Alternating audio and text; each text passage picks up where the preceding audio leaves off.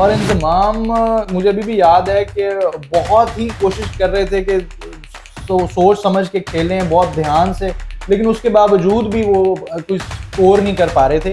और against India उन्होंने जो है अपना जो स्टार्ट किया इनिंग्स का, वो चौके से किया अनिल कुंबले को लगा के। तो उस दिन लग रहा था कि यार ये शायद आज अब अपनी फॉर्म में आ गए और जब सबसे ज़्यादा रिक्वायर्ड है अब ये आज अपनी इनिंग्स खेलेंगे।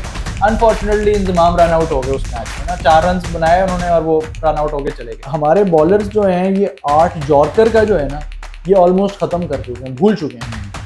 मेरी नज़र में अभी सिवाय शाहीन के, वो भी सिर्फ नए बॉल से थोड़ा बहुत यॉर्क कर लेते हैं जिसमें गेंद स्विंग हो जाता है। उसके अलावा पाकिस्तान में वो चीज़ें जो हम 90s में देखते रहे हैं या अर्ली 2000 तक, जो यॉर्कर की एबिलिटी थी वो बिल्कुल ही ख़त्म हो चुकी है। उसके अलावा सऊद शकील से मुझे काफ़ी ज़्यादा जो है उम्मीद है। अच्छा। मैं उनके बारे में बताता चलूँ कि वो अगर उनको सही नंबर पे खिलाया जाए, फॉर इंस्टेंस अगर वो 5वें नंबर पे भी खेलते हैं, क्योंकि चौथे पे तो अभी रिजवान खेल रहे हैं, तो अगर उन्हें 5वें नंबर पे भी खिलाया जाए, प्रॉपर तरीके से उन्हें चांस दिया जाए, तो वो काफ़ी ज़्यादा डिफरेंस क्रिएट कर सकते हैं। बिस्मिल्लाहिर्रहमानिर्रहीम, अस्सलाम वालेकुम, welcome to our social media channel. मेरा नाम है अकमल खान और आज हम बात करेंगे क्रिकेट वर्ल्ड कप जो कि इस दफ़ा इंडिया में हो रहा है और पूरी पाकिस्तानी कौम की नज़रें इस वक्त इंडिया में अपने शाहीनों पे और अपने जवानों पर हैं कि वो क्या वहाँ पे करने जा रहे हैं। आज इस बातचीत को हम आगे बढ़ाएंगे। मेरे साथ मौजूद हैं हसन अहमद खान जो कि फॉर्मर पीसीबी मीडिया मैनेजर रहे हैं और पीसीबी के जो कम्युनिकेशन सेल है उसको लीड करते रहे हैं। तो इनके साथ हम बातचीत करेंगे। कैसे हैं हसन आप? अल्लाह का शुक्र, ठीक ठाक। आप सुनाएं, खैरियत से हैं? जी अल्हम्दुलिल्लाह, अल्लाह का शुक्र है। हसन, क्या कहेंगे आप, पाकिस्तानी टीम वहाँ पे क्या करने जा रही है इंडिया में? आया कि वो वर्ल्ड कप फाइनल जीतेगी या सेमीफाइनल में पहुँचेगी या ग्रुप मैचेस से ही बाहर हो जाएगी? वेल अभी कहना कुछ कबलस वक्त है, देखते हैं। लेकिन ये है कि पाकिस्तान की जो टीम है इस टाइम वो काफ़ी अच्छी नज़र आ रही है। कुछ लोग जो हैं वो तनकीद कर रहे थे कि जी सिलेक्शन के अंदर किसी और प्लेयर को होना चाहिए था, किसी और प्लेयर को होना चाहिए था। लेकिन मेरा ख्याल है कि ये जो टीम सेलेक्ट हुई है ये बिल्कुल सही टीम है वर्ल्ड कप के लिए और हमें इसको सपोर्ट करना चाहिए, बैक करना चाहिए। ये पाकिस्तान की टीम जो है, उम्मीद करते हैं कि एटलीस्ट सेमीफाइनल तो पाकिस्तान इंशाल्लाह लाजमी खेलेगी। मेरा तो यही नज़र आ रहा है मुझे, तो पाकिस्तान एटलीस्ट सेमीफाइनल तो खेलेगी और अल्लाह करे कि पाकिस्तान फाइनल भी खेले और जीते भी सही। सेमीफाइनल खेलना तो बनता भी है। अब एक वर्ल्ड नंबर 2 टीम है तो उसको कम से कम एटलीस्ट 4 टॉप लेवल की टीमों में तो उसको आना ही चाहिए यकीनन। हसन, आपने प्लेयर्स को बड़ा करीब से देखा है और आपने जो है ना वो पीसीबी का सारा इन्वायरमेंट आपने देखा है सारा। तो आपको क्या लगता है कि ये जो इस वक्त नहायत प्रेशर सिचुएशन है जो इंडिया के अंदर वर्ल्ड कप हो रहा है और बहुत बड़ा वर्ल्ड कप हो रहा है ये, तो इसके अंदर कौन से आपको लगते हैं कोई 3-4 जो प्लेयर्स हैं पाकिस्तान के वो टॉप परफॉर्मर रहेंगे? वेल देखिए, ये पाकिस्तान की जो टीम गई है इंडिया खेलने के लिए, इनमें कोई ऐसा प्लेयर नहीं है जो पहले पास्ट में इंडिया में खेल चुका है, एक्सेप्ट मोहम्मद नवाज जो है वो 2016 T20 वर्ल्ड कप उस टाइम जो टीम गई थी वो उस टीम का पार्ट थे। उसके अलावा जितनी भी पाकिस्तान के ये सारे प्लेयर्स हैं ये फॉर द फर्स्ट टाइम जा रहे हैं। और इंडिया का जो प्रेशर होता है, अगर आप इंडिया के कहीं बाहर भी मैच खेलते हैं तो उसका इतना ज़्यादा प्रेशर होता है, तो इंडिया के अंदर खेलने का प्रेशर पाकिस्तान क्रिकेट टीम के ऊपर होगा। अगेंस्ट इंडिया भी खेलने का बहुत सख्त प्रेशर होगा। लेकिन मेरा ख्याल है कि अब ये टीम जो है इसने इतने मैचेस इन प्लेयर्स ने खेले हुए हैं, इनको इतना एक्सपीरियंस है कि एटलीस्ट ये उस चीज़ को टैकल कर सकते हैं। और आई होप कि जो मैनेजमेंट है हमारी वहाँ पे मौजूद, वो भी प्लेयर्स को रिलैक्स रखेंगे। और कैप्टन का इसमें बहुत इंपॉर्टेंट रोल है। बाबर ने पास्ट में भी, आप रिसेंट पास्ट में आप देख लें, उन्होंने T20 जो वर्ल्ड कप हुए हैं, चाहे वो ऑस्ट्रेलिया वाला हो और या वो जो यूएई के अंदर हुआ था, उसके अंदर उन्होंने कोशिश अपनी की कि वो टीम को जितना मैक्सिमम रिलैक्स रख सकते हैं रखें। और उसका नतीजा ये था कि हम पाकिस्तान ने एक सेमीफाइनल खेला, एक फाइनल खेला। तो प्रेशर तो डेफिनेटली होगा। और जो मेरी नज़र में जो प्लेयर्स हैं जो पाकिस्तान के लिए जो अच्छा कर सकते हैं इसके अंदर, उनमें शाहीन शाह मेरा ख्याल है कि वो एक अच्छा कर सकते हैं। अगर वो अप फ्रंट विकेट्स ले लें तो वो दूसरी ओपोनेंट टीम्स के ऊपर अच्छा प्रेशर डाल सकते हैं। उसके अलावा बाबर जो हैं वो भी परफॉर्म, मेरी नज़र में तो वो एक, उनको चलना चाहिए, ज़्यादा से ज़्यादा रन्स करने चाहिए, not as a captain, as a player भी। मतलब जो है वो सीनियर प्लेयर समझ लें वो इस टाइम हैं और उनको ये रिस्पॉन्सिबिलिटी लेनी चाहिए। उसके अलावा सऊद शकील से मुझे काफ़ी ज़्यादा जो है उम्मीद है। अच्छा। मैं उनके बारे में बताता चलूँ कि वो अगर उनको सही नंबर पे खिलाया जाए, फॉर इंस्टेंस अगर वो 5वें नंबर पे भी खेलते हैं, क्योंकि चौथे पे तो अभी रिजवान खेल रहे हैं, तो अगर उन्हें 5वें नंबर पे भी खिलाया जाए, प्रॉपर तरीके से उन्हें चांस दिया जाए, तो वो काफ़ी ज़्यादा डिफरेंस क्रिएट कर सकते हैं। वो एक वाहिद प्लेयर हैं पाकिस्तान की टीम में मेरी नज़र में, जो कि एक प्रॉपर टेस्ट क्रिकेटर भी हैं, जिसका उनको फ़ायदा ये होता है कि उनको स्वीप शॉट्स वो बहुत अच्छी खेलते हैं। इस पूरी पाकिस्तान क्रिकेट टीम में मेरा नहीं ख्याल कि उन जैसी स्वीप शॉट कोई खेल सकता है। और इंडिया में स्वीप करना और प्लेयर्स जितने भी हमारे बाकी हैं वो अभी उस कैलिबर के नहीं है जितना अच्छा ये खेल लेते हैं। अभी ने हाल ही में इन्होंने श्रीलंका में कितनी अच्छी इनिंग्स खेली, डबल सेंचुरी भी स्कोर की, और स्पिन को बहुत अच्छा खेलेंगे। और इंडिया के अंदर स्पिन जो है वो स्पिनर्स का एक बड़ा वाइटल रोल होगा। तो अभी आप देख सकते हैं कि आज का जो न्यूजीलैंड और इंग्लैंड का जो मैच हो रहा है उसके अंदर भी गेंद अभी से टर्न हो रहा है, गेंद ब्रेक हो रहा है, पूरा ड्रिफ्ट हो रहा है। और ओपोनेंट जिस तरीके से भी न्यूजीलैंड ने बॉलिंग की, स्पिनर्स ने बहुत उन्होंने टाइट एरियाज में बॉलिंग की है। तो यहाँ पे जिस तरह हम पहले सुन रहे थे कि जी बहुत ज़्यादा फ्लैट विकेट्स होंगी, जिस तरह हमने वार्म अप मैचेस में भी देखा, तो ये उससे थोड़ा सा ज़रा डिफरेंट होगा। तो उसके लिए आपको एक प्रॉपर स्पेशलिस्ट बैट्समैन चाहिए। और आई थिंक जो सऊद शकील हैं वो बड़ा अच्छा रोल प्ले कर सकते हैं। और उनके अलावा किसी न किसी एक स्पिनर को जो है वो स्टेप अप करना पड़ेगा। शादाब खान ऑल्दो कि वो एक रफ पैच से गुजर रहे हैं, तो आई होप कि वो किसी तरीके से अपनी फॉर्म में वापस आएँ। और एक आपका जो ओपनर है अगर फ़खर जमान, तो ये 5 प्लेयर्स हैं मेरी नज़र में। अगर इनमें से कोई अच्छा प्रॉपर क्लिक करता है तो डेफिनेटली पाकिस्तान के चांसेस जो हैं वो बढ़ते जाएंगे, राइट हो जाएंगे। जी वेरी गुड। अच्छा हसन, जिस तरह आपने अभी बात की कि सऊद शकील है, मतलब ये ऐसा नाम है जो शायद आउट ऑफ नोवेयर हमें अंदाज़ा नहीं था कि ये इतना इम्पोर्टेंट रोल प्ले कर सकते हैं पाकिस्तान के लिए इस वर्ल्ड कप में। तो आपको क्या लगता है कि ये जो मौजूदा टीम की सिलेक्शन हुई है ये ठीक हुई है, या इसके अंदर जो है ना कुछ बेहतरी हो सकती थी? वेल देखें, ऑल्दो अब तो टीम सेलेक्ट हो चुकी है, हमें उसको बैक करना चाहिए। कहीं ना कहीं थोड़ी बहुत जो है वो कमी पेशी रहती है, कोई ना कोई जो क्रिटिक्स हैं वो इसके ऊपर बात करते रहते हैं कि जो है फलाना प्लेयर जो है वो इंक्लूडेड होता तो उससे काफ़ी चीज़ें चेंज हो सकती थी। लेकिन मेरी नज़र में इस टाइम और हमारे पास एज सच ऑप्शन नहीं था कोई, स्पेशली अगर आप बैटर्स को देखें तो पाकिस्तान टीम के पास और कोई ऑप्शन नहीं था। लोग सरफराज का नाम ले रहे थे कि शायद सरफराज एक अच्छा ऑप्शन थे, लेकिन फिर आपने लेकिन वाइट बॉल के अंदर उनकी परफॉर्मेंस उस तरह की नहीं रही कंपेयर टू जिस तरह वो टेस्ट क्रिकेट में खेलते रहे। अभी रिसेंट पास्ट में रेड बॉल क्रिकेट में बहुत अच्छा परफॉर्म किया है, लेकिन वाइट बॉल में शायद एक तो चांसेस उन्हें कम मिले हैं। लेकिन ऑल्दो कि वो स्वीप बहुत अच्छा खेलते हैं, जिसका मैंने आपको पहले कहा कि इंडिया के अंदर ये एक चीज़ हो सकती थी, लेकिन उनको कंसिडर नहीं किया गया। तो मेरा ख्याल है कि अभी ये जो टीम है पाकिस्तान की ये अच्छी सिलेक्ट हुई है और अब इसको बैक करना चाहिए। और ये उम्मीद मुझे इससे बहुत ज़्यादा है कि ये पाकिस्तान को इंशाल्लाह कामयाबी जो है वो ज़रूर दिलवाएगी। राइट। सरफराज की बात हुई तो सरफराज का सिलेक्शन ना होने का मुझे भी फील हुआ कि नहीं यार, इसको होना चाहिए था, क्योंकि वो बड़ा एक्सपीरियंस्ड है और बहुत अच्छा परफॉर्म कर रहा है। अभी रिसेंटली उन्होंने मतलब 2 डबल सेंचुरीज मार दी, 2 50s मार दी इसमें कायद-ए-आज़म ट्रॉफी में। तो बट लेकिन let's hope for the best. अब तो जो हो चुका है वो हो चुका है, आगे की तरफ बढ़ना है अब तो। अच्छा हसन, मुझे ये बताइएगा कि बेस्ड अपॉन योर एक्सपीरियंस कि आपको क्या लगता है कि जो पाकिस्तान की इस वक्त जो प्लेइंग 11 है उसमें कौन से प्लेयर्स ऐसे हैं जो आप कहेंगे कि यार ये बड़े थॉरो प्रोफेशनल हैं, बहुत ज़बरदस्त हैं? मेरा ख्याल है कि पाकिस्तान जो भी प्लेयर पाकिस्तान में आके खेलता है, स्पेशली जिस तरह वो टाइम के साथ एक्सपीरियंस होता जाता है, तो वो प्रोफेशनल तो होते जाते हैं, इसमें कोई शक नहीं है। इशू ये आता है कि जिस तरह उनकी परफॉर्मेंस है उसके अंदर वो कंसिस्टेंट कितने होते हैं, किस तरीके से वो कंसिस्टेंटली परफॉर्म करते रहे, तो वो प्रोफेशनल, इसमें ये कोई शक नहीं है। पाकिस्तान के जितने भी प्लेयर्स हैं जो पाकिस्तान के लिए खेल रहे हैं सारे प्रोफेशनल हैं, इसमें कोई शक नहीं होना चाहिए।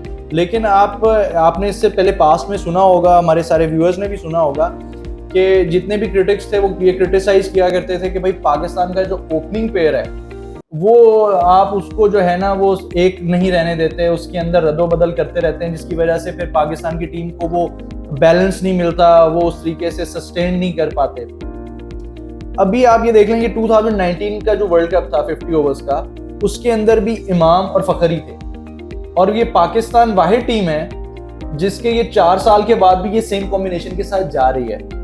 तो एक टाइम वो था कि जब हमारे क्रिटिक्स ये क्रिटिसाइज किया करते थे कि यार आप हर थोड़ी देर बाद ओपनिंग अपना स्लॉट चेंज कर देते हैं। अब ठीक है, उनके ऊपर थोड़ा सा बैड पैच उनका चल रहा है, लेकिन इसका मतलब ये नहीं है कि वो परफॉर्म नहीं कर रहे, उन्होंने पास्ट में परफॉर्म किया, एंड आई होप कि ये दोनों फखर और इमाम जो है ये कंसिस्टेंट बेसिस पे परफॉर्म करेंगे। अब उनकी कंसिस्टेंसी से ये होता है कि जब आप एक उस पर खेलते जाते हैं तो आपका आपस में एक अंडरस्टैंडिंग बहुत अच्छी डेवलप हो जाती है प्लेयर्स की भी, एक नंबर पे खेलने की, स्पेशली जब आपने रनिंग बिटवीन द विकेट्स करनी होती है, आपको आइडिया होता है, आप अपने दूसरे जो एंड पे आपका साथी होता है आप उसको बता रहे होते हैं कि यार आप, मुझे लग रहा है कि ये बॉलर जो है ये चीज कर सकता है, और वो एक उनके माइंड में बैक ऑफ माइंड चल रही होती है। तो ये मेरा ख्याल है कि एक अच्छा पाकिस्तान ने किया है कि पाकिस्तान अपने इन रेगुलर ओपनर्स के साथ जा रहा है, और इनको चांस देना चाहिए, और मैं तो इनसे काफ़ी ज़्यादा मुझे उम्मीदें हैं कि ये पाकिस्तान के लिए परफॉर्म करेंगे दोनों। राइट। अच्छा, आपने फ़खर की बात की। फ़खर को हम ये देखते हैं कि थोड़ा सा टेक्निकली जो है ना फ्लॉ नज़र आता है उनकी बैटिंग के अंदर, तो थोड़ा सा जो स्मार्ट और एक्सपीरियंस बॉलर होता है वो उनको ईजीली जो है ना वो डिसीव कर जाता है उनको। तो आप क्या समझते हैं कि मतलब एक प्लेयर जो है ना टेक्निकली फ्लॉ है लेकिन उसके बावजूद डबल सेंचुरी स्कोर कर चुके हैं, परफॉर्म भी करते हैं, लेकिन कंसिस्टेंसी लैक करते हैं उसमें, तो आप क्या देखते हैं कि पाकिस्तान को मतलब कितना उसमें जो है ना मज़ीद उनको चांस देना चाहिए, और वो आया कि ये चांसेस उनको जिस तरह से दिए जा रहे हैं वो इम्प्रूव कर जाएंगे मज़ीद इसमें? ये कहना तो थोड़ा सा मुश्किल है कि वो इम्प्रूव कर जाएंगे या क्या होगा, लेकिन आई थिंक के बेसिक के ऊपर कोई भी क्रिकेटर हो, चाहे वो बैटर हो बॉलर हो, अगर उसको अपॉर्चुनिटीज मिल रही हैं उसको अपने बेसिक्स के ऊपर काम करना चाहिए। फखर का भी हम देख रहे थे कि वो थोड़ा सा उनका जो लेग है वो बिल्कुल बाहर नहीं निकल रही, कि फ्रंट फुट पे प्रॉपर नहीं आ पा रहे, जिसकी वजह से जो है वो उनकी बैटिंग में ये फ्लॉ आ रहा है और वो जल्दी आउट हो रहे हैं। तो अगर आई होप कि वो मैनेजमेंट जो है हमारी उनके ऊपर भी काम कर रही होगी, और उनको थोड़ा सा अपने आप को मेंटली रिलैक्स रखने की भी ज़रूरत है, प्रेशर को उस तरह लेने की ज़रूरत नहीं है, क्योंकि कई दफ़ा प्लेयर्स जो हैं जब वो बैड पैच से गुजर रहे होते हैं तो वो एक अलग ही प्रेशर उनके ऊपर होता है कि यार पता नहीं रन होंगे नहीं होंगे, कि किस तरीके से मैं मेरी जगह बनेगी टीम में या नहीं होगी। अब मैं थोड़ा सा हमारे व्यूअर्स को भी याद दिलाता चलूँ कि 2003 में का जो वर्ल्ड कप था उसके अंदर इंजमाम जो थे वो बहुत बुरे बैड पैच से गुजर रहे थे। मतलब आप ये देखें कि इंजमाम से बिल्कुल भी रन नहीं, हालांकि इतने बड़े प्लेयर हैं, इतना उनका एक नाम है, लेकिन वो उनकी एक तो फिर वो जब बुरा टाइम आता है तो वो ऐसा चलता है फिर वो कि वो बड़ा मुश्किल हो जाता है। और इंजमाम मुझे अभी भी याद है कि बहुत ही कोशिश कर रहे थे कि सोच समझ के खेलें बहुत ध्यान से, लेकिन उसके बावजूद भी वो कुछ स्कोर नहीं कर पा रहे थे।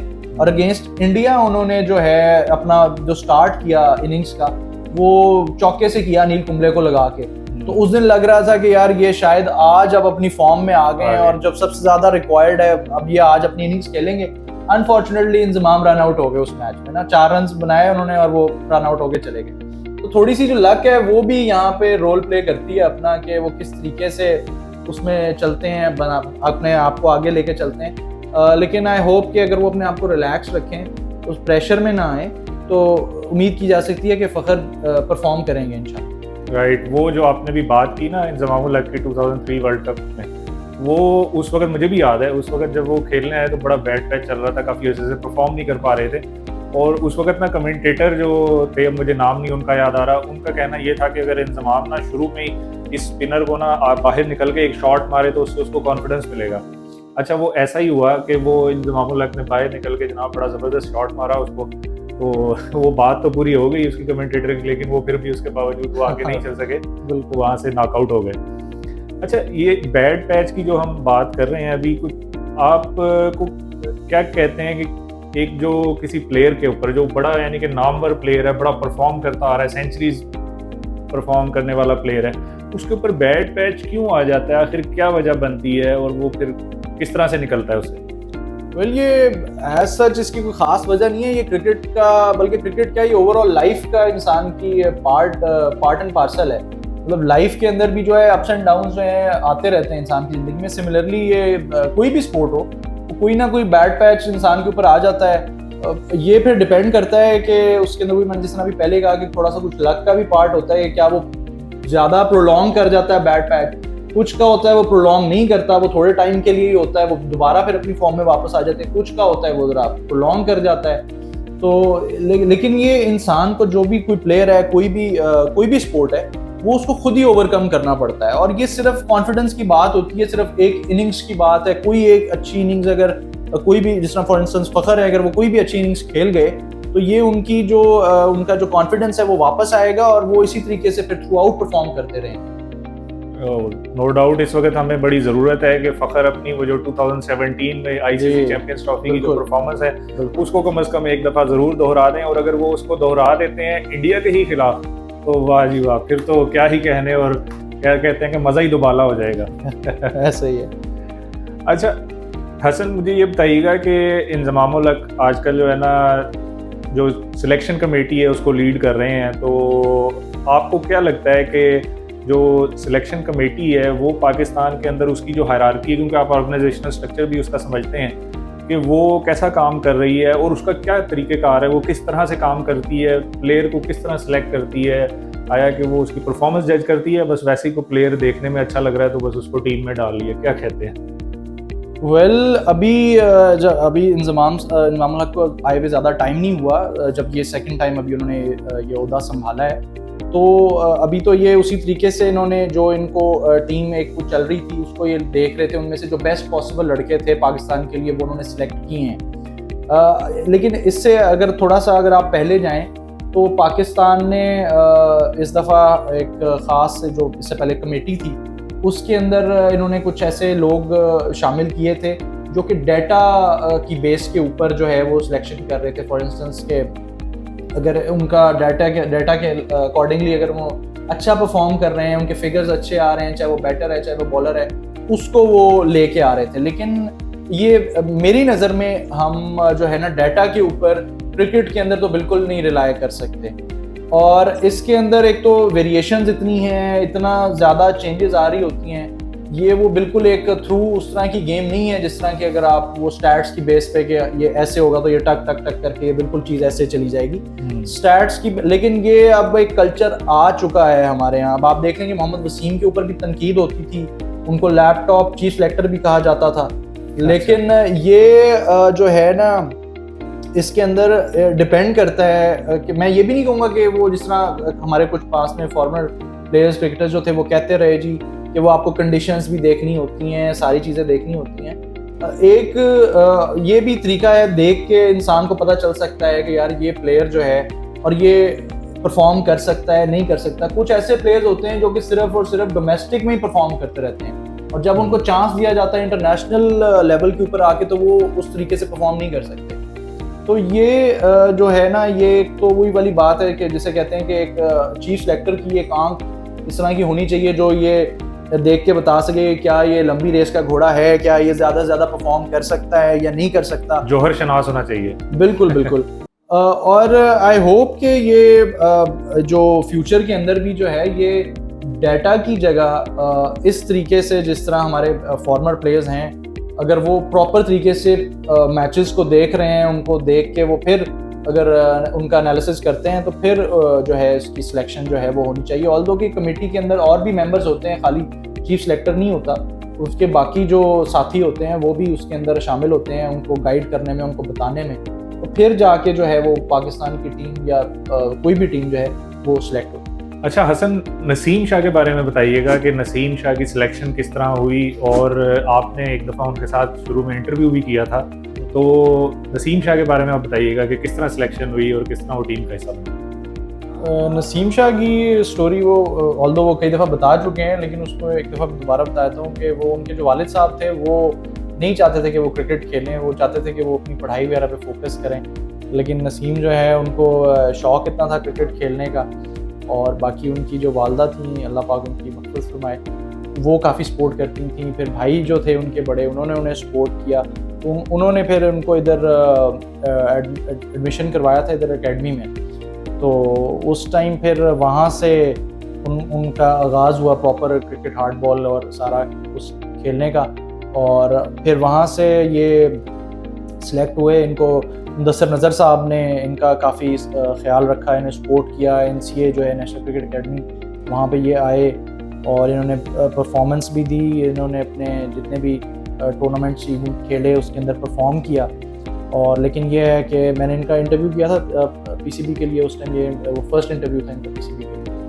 तो तब वो बिल्कुल अभी उभरते हुए फास्ट बॉलर थे और उससे पहले वो परफॉर्म करके आए थे श्रीलंका में और साउथ अफ्रीका में इन्होंने परफॉर्म किया था, जो अंडर 19 टीम के साथ ये गए थे और वहाँ पे इन्होंने काफ़ी अच्छा परफॉर्म किया।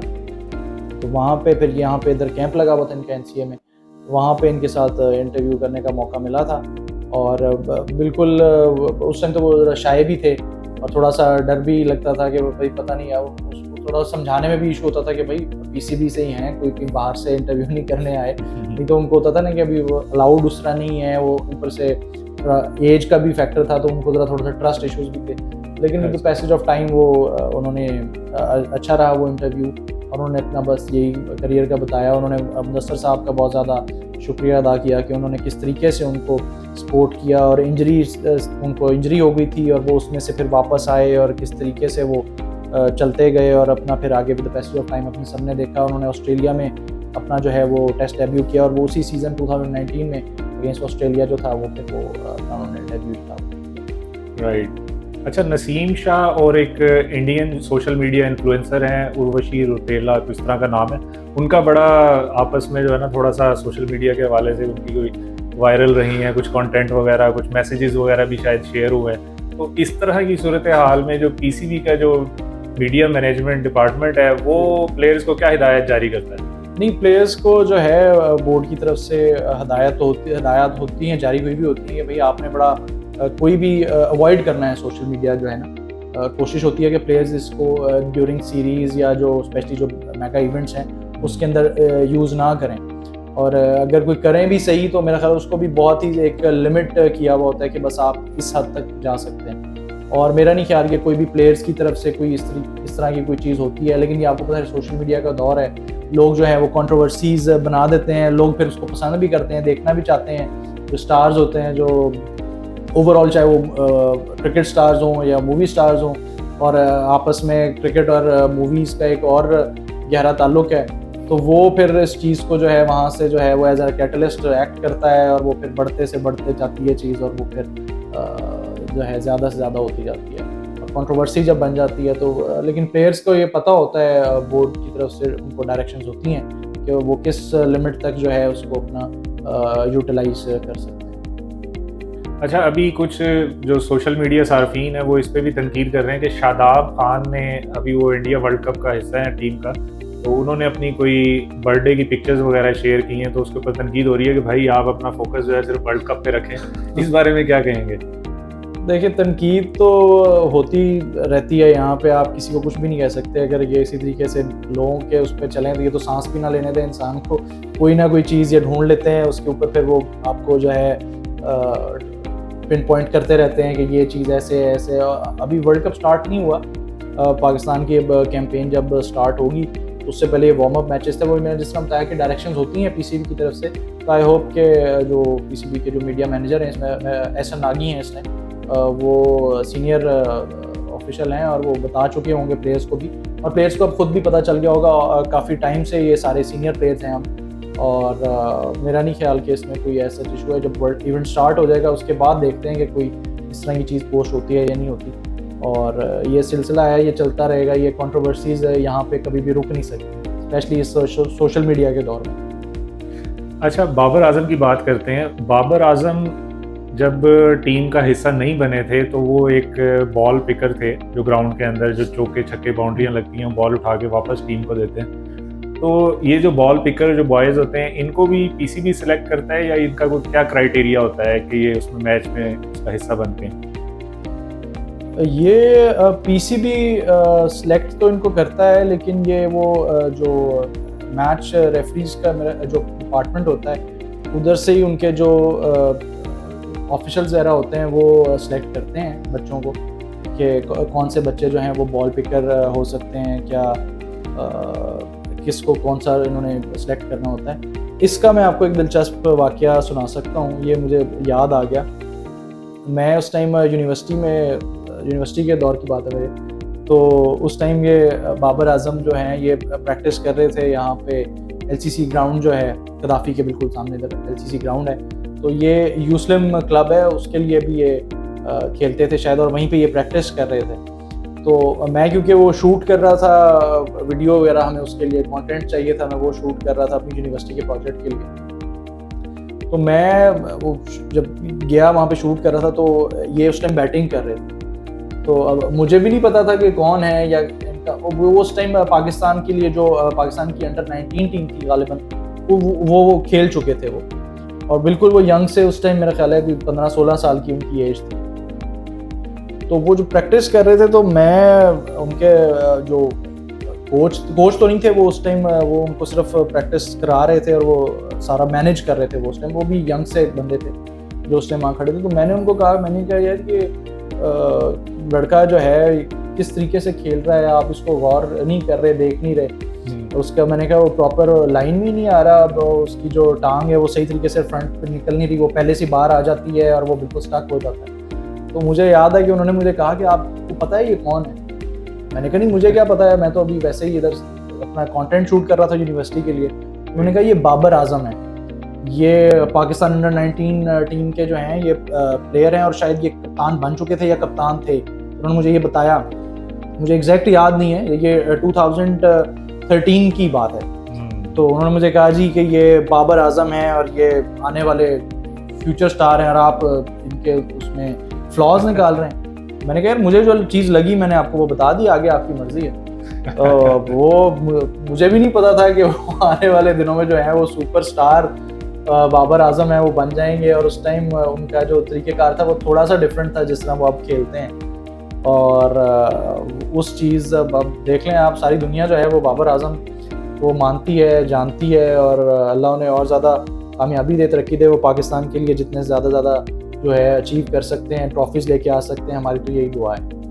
मेरा ख्याल है कि वो बड़ा उन्होंने इम्प्रूव किया है। मुझे भी थोड़ा सा याद पड़ता है कि जब मैंने उनको अंडर 19 जो क्रिकेट टीम का हिस्सा थे उसमें परफॉर्म करते मैंने देखा, तो वो बड़ा ही थोड़ा सा अपना जो है ना वो फुटवर्क उनका था कि उसके अंदर लैग नज़र आता था, कि वो थोड़ा सा अभी जो है ना आप कह लें कि बहुत छोटा फुटवर्क था उनका ना, थोड़ा सा ज़्यादा होना चाहिए था। बिल्कुल। लेकिन ये है कि उन्होंने with the passage of time उन्होंने बड़ा इम्प्रूव किया है और बड़ा पर्सनैलिटी ग्रूमिंग भी नज़र आती है, बड़ा हम्बलनेस है पर्सनैलिटी के अंदर, और आप कह लें कि बहुत ज़्यादा आपको नज़र आता है कि मैच्योरिटी और कामनेस, पेशेंस, ये सारी चीज़ें हैं जो उनकी शख्सियत का हिस्सा बन चुकी हैं, और किसी भी बड़े प्लेयर के लिए ये चीज़ें होना उनकी शख्सियत में ज़रूरी है जो वो उसको शो करते हैं। इसमें मैं थोड़ा सा ऐड करते जाऊँ, इसके अंदर इनके वालिद साहब का बहुत इंपॉर्टेंट रोल है। उन्होंने जो है वो बहुत अच्छे तरीके से इनको ना ही सिर्फ क्रिकेट में बल्कि क्रिकेट के अलावा जो आपकी एक नॉर्मल पर्सनल ज़िंदगी है, पर्सनल लाइफ है, उसके अंदर बहुत अच्छे तरीके से उन्होंने उनको तरबियत दी है, ग्रूम किया है। और आप देखें कि अभी भी वो उनको काम रखने की भी कोशिश करते हैं और वो उनको प्रोटेक्ट भी करते हैं। जब आपको पता है जिसमें क्रिटिसाइज़ होता है बाबर आज़म के ऊपर, क्रिटिसिज्म आता है, तो वो उनको कोशिश करते हैं, कई दफ़ा उनके नाक़दीन को जवाब भी देते हैं, और उसके अंदर वो जो उनके क्रिटिक्स हैं वो उनके ऊपर भी तनकीद शुरू कर देते हैं। लेकिन ये part and parcel of life है, और लेकिन ये है कि एक अच्छी चीज़ है कि वालिद साहब ने उनको बहुत सपोर्ट किया और अभी भी कर रहे हैं। अच्छा, अभी जो वर्ल्ड कप चल रहा है उसके अंदर कैप्टन्स डे मनाया गया ना, तो उसके अंदर नज़र ये आया कि जो साउथ अफ्रीकन कैप्टन है वो प्रेस कॉन्फ्रेंस के अंदर जहाँ पे हज़ारों कैमरे और लाखों लोग उनको देख रहे थे, वो वहाँ पे वो सो गए। तो इस सूरत हाल में क्या ये एक फितरी अमल था उनका, या इसके ऊपर कोई तनकीद बनती है? इसके ऊपर उन्होंने जवाब दे दिया है। अच्छा। इसके ऊपर उन्होंने कहा है कि मैं सोया हुआ नहीं था, मैं जाग रहा था, ये कैमरे ने कोई एंगल ऐसा दिखाया है जिसके अंदर मैं सोता हुआ नज़र आया हूँ। तो इसके ऊपर उन्होंने ये जवाब दिया है, अपनी जस्टिफिकेशन दी है। लेकिन ये मेरा ख्याल है कि शायद वो पता नहीं शायद इतने ज़्यादा थके हुए थे या क्या था, क्योंकि वो अभी दोबारा वापस आए हैं, ये साउथ अफ्रीका जा चुके थे इनके भी फैमिली रीजंस।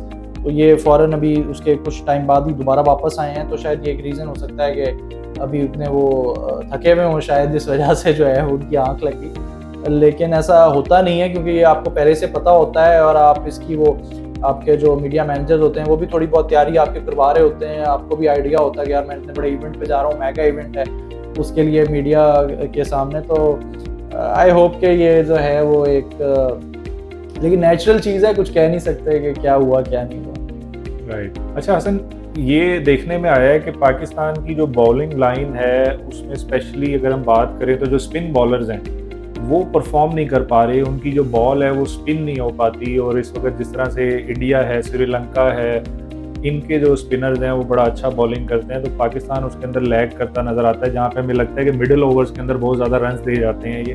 तो क्या लगता है आपको कि इस स्पिन बॉलिंग अटैक के साथ कितना इफेक्टिवली ये परफॉर्म कर सकते हैं वर्ल्ड कप में? वेल देखें, इसके अंदर वैसे चाहे फास्ट बॉलिंग हो चाहे स्पिन बॉलिंग हो, इसके अंदर ये होता है कि जितना आप ज़्यादा टेस्ट क्रिकेट खेलते हैं, जितना ज़्यादा आप अपनी फर्स्ट क्लास क्रिकेट खेलते हैं, उससे बहुत ज़्यादा हेल्प मिलती है बॉलर्स को।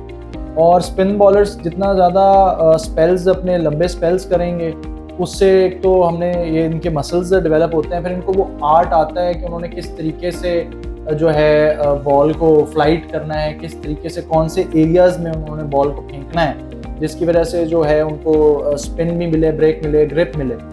अब इशू ये है कि अब एक तो वो बैड पैच आया हुआ है, अब इसको पता नहीं बैड पैच कहें या क्योंकि हमारे प्लेयर्स जो हैं ये इतनी स्पेशली जिस तरह अब शादाब हैं, ये टेस्ट क्रिकेट नहीं खेले काफ़ी टाइम से, तो ये भी एक रीज़न ये खेलते हैं ज़्यादातर वाइट बॉल गेम खेलते हैं। तो जब आप T20s या वनडेज खेलते हैं तो इसमें कोशिश करते हैं कि बॉल तेज़ से तेज़ डाला जाए, जल्द से जल्द ओवर निकले जाएँ, जिसके अंदर से फिर वो जो स्पिनिंग का एक एलिमेंट है, जब आप उसको फ्लाइट ही नहीं देंगे तो गेंद ने तो ग्रिप उस तरह नहीं होना, ना उसने ब्रेक करना है। तो ये भी एक एलिमेंट थोड़ा सा हमारे कुछ बॉलर्स में मिसिंग है।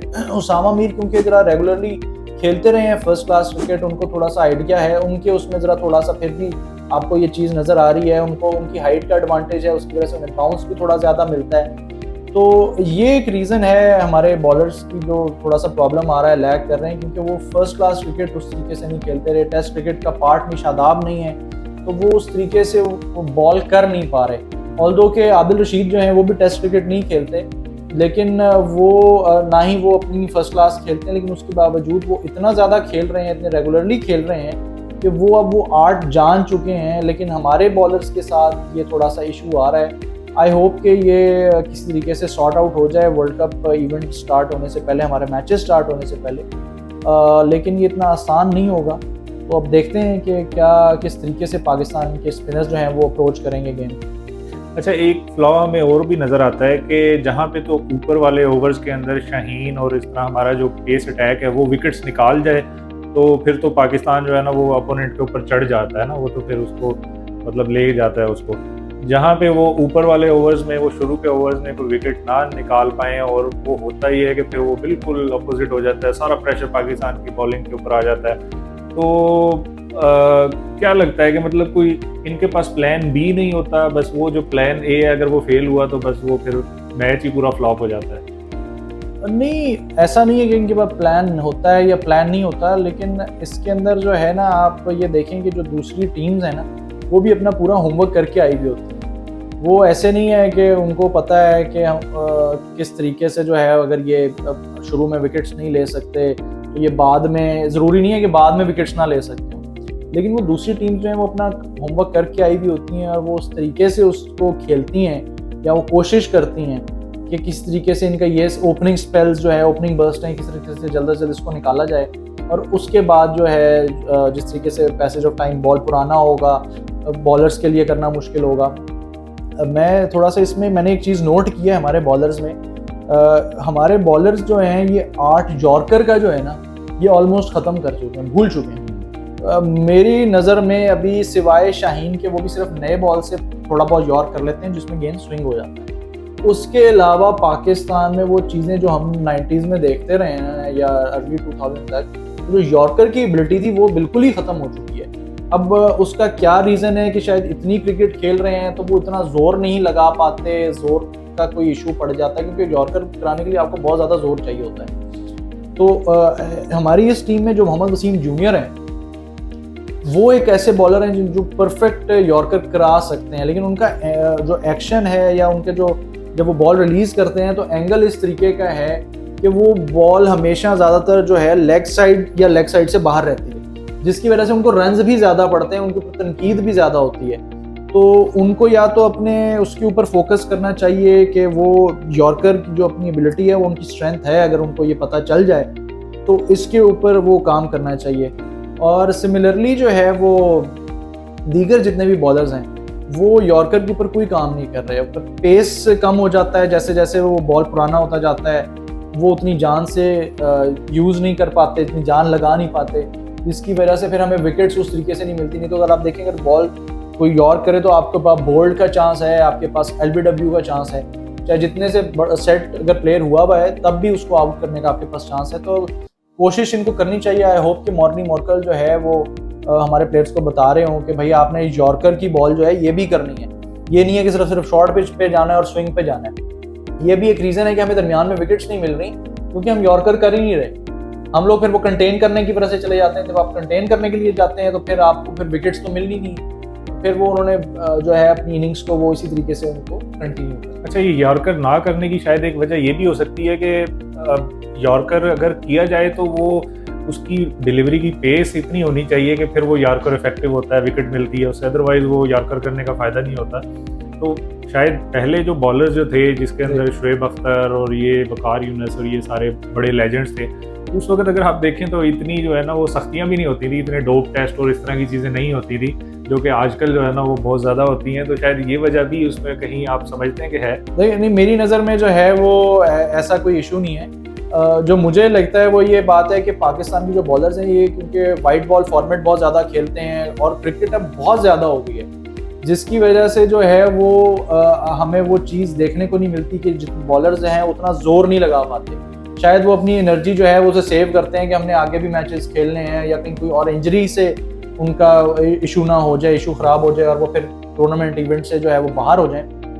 मेरी नज़र में वो लोग अवॉइड करते हैं कि ज़्यादा जोर ना यूज़ किया जाए। हालांकि अगर ये एबिलिटी इसको ये लोग किस तरीके से पा लें तो मेरा ख्याल है कि कोई भी बॉलर हो, ज़रूरी नहीं सिर्फ पाकिस्तान का, कोई भी हो, तो वो बहुत ज़्यादा जो है डेंजरस प्रूव हो सकता है, स्पेशली मिडल ओवर्स में। मिडल ओवर्स में भी विकेट्स ना मिलने की एक मेन रीज़न ये है हम लोग यॉर्कर नहीं कर पा रहे हैं, क्योंकि उसके अंदर आपके पास देखिए ना दो चांसेस होते हैं कि या अगर वो बीट हुआ तो LBW हो सकता है और बीट हुआ तो वो बोल्ड हो सकता है। तो ये एक इशू है। आई होप के मॉर्नी इसके ऊपर काम करें और एक अच्छा पाकिस्तान को मिडल ओवर्स के अंदर भी विकेट्स लेने के लिए मिले। इंशाल्लाह जी, उम्मीद करते हैं कि पाकिस्तान इंडिया में होने वाले इस वर्ल्ड कप के अंदर बड़ा ही ज़बरदस्त परफॉर्म करेगा और हमारी जो तवक्कुआत हैं उसके मुताबिक पाकिस्तान इंडिया के अंदर वर्ल्ड कप जीत कर आए। और क्या ही बात होगी कि पूरी दुनिया देख रही होगी कि पाकिस्तान ने ये क्या कर दिया। इंडिया के अंदर जाके वर्ल्ड कप जीतना एक बहुत बड़ा ख्वाब है तमाम पाकिस्तानियों का, अगर ये पूरा हो जाता है ज़रूर और इंशाल्लाह ये पूरा करेगा। तो आज तक के लिए इस प्रोग्राम को हम यहाँ पे वाइंड अप करते हैं। अगर आपको ये हमारा पॉडकास्ट और प्रोग्राम अच्छा लगा तो आप इसको लाइक, सब्सक्राइब और शेयर कीजिएगा और हमें कमेंट सेक्शन में ज़रूर बताइएगा कि हमें मज़ीद इस तरह के किन मौज़ूआत के ऊपर बातचीत करनी चाहिए। और हसन का बहुत शुक्रिया, बहुत शुक्रिया आपका, बहुत शुक्रिया आपने इनवाइट किया, बहुत शुक्रिया। थैंक यू, जज़ाकल्लाह, अल्लाह हाफ़िज़। Thank you.